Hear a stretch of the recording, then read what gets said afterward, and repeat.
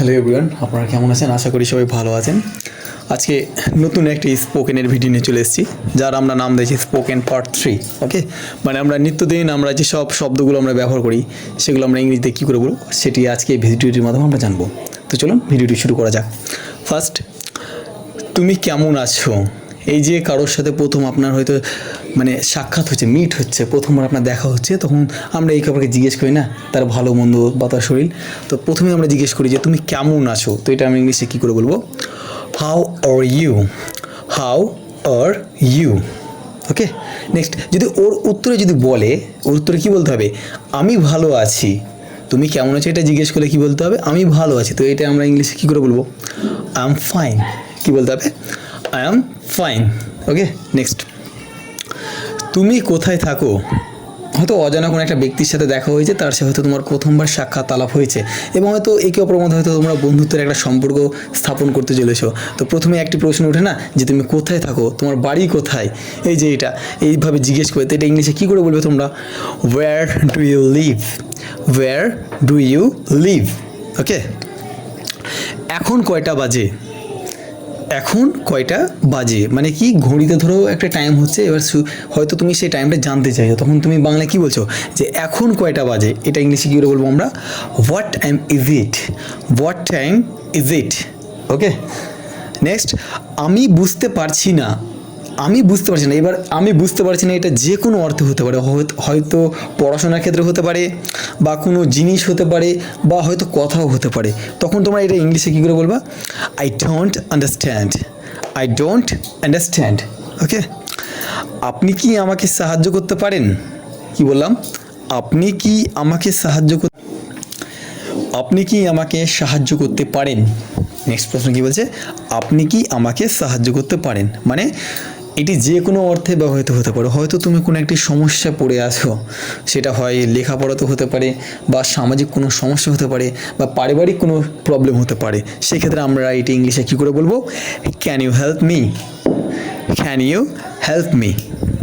Next, toilet কোথায়?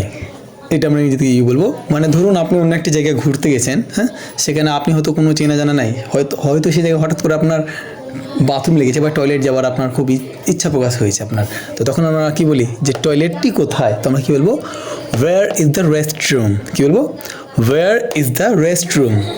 তাহলে আমরা টয়লেটের ইংরেজি দেখেন আরেকটা পেলাম, আমরা কী পেলাম? Rest room.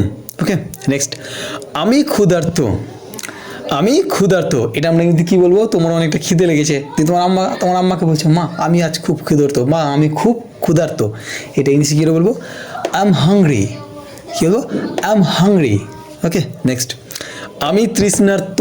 তৃষ্ণার্ত মানে কি? তোমার জল পিপাসা লেগেছে, তুমি জল খাবা, তার জন্য কী বলছো? মা আমার খুব জল পিপাসা লেগেছে, আমি খুব তৃষ্ণার্ত। তো এটা আমরা ইংলিশে কী বলবো? I M thirsty, I am thirsty. আপনাকে স্বাগত।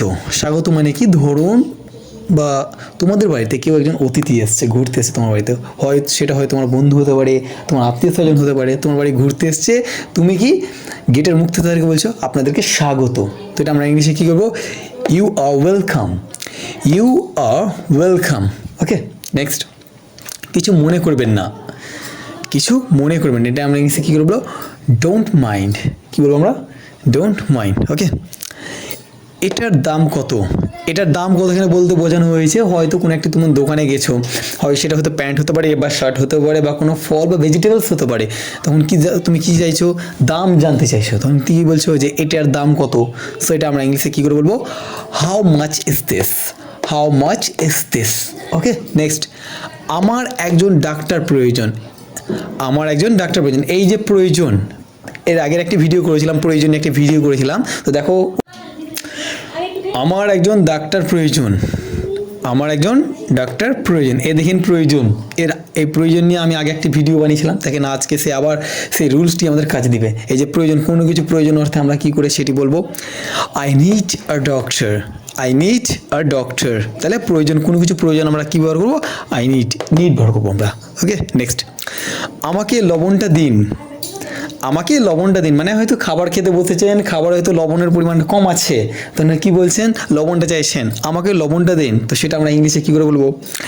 Can you pass me the salt, can you pass me the salt, বা হয়তো এটাও হতে পারে যে আপনার হয়তো চায়ে চিনি কম আছে, বা হয়তো কোনো খাবারের জিনিসে তো চিনি কম আছে, সেটা আপনি কী করে বলছেন যে আমাকে চিনিটি দেন, আমাকে চিনিটা দেন, তখন কী বলবো can you pass me the sugar.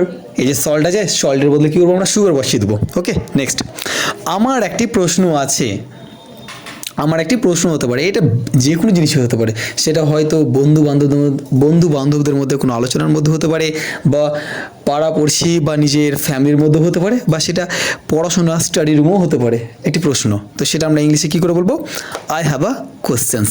ওকে, তো এই ছিল আমাদের আজকে স্পোকেন পার্ট 3 আমাদের সব ইংলিশ, যেগুলো আমরা নিত্যদিন আমরা ব্যবহার করি।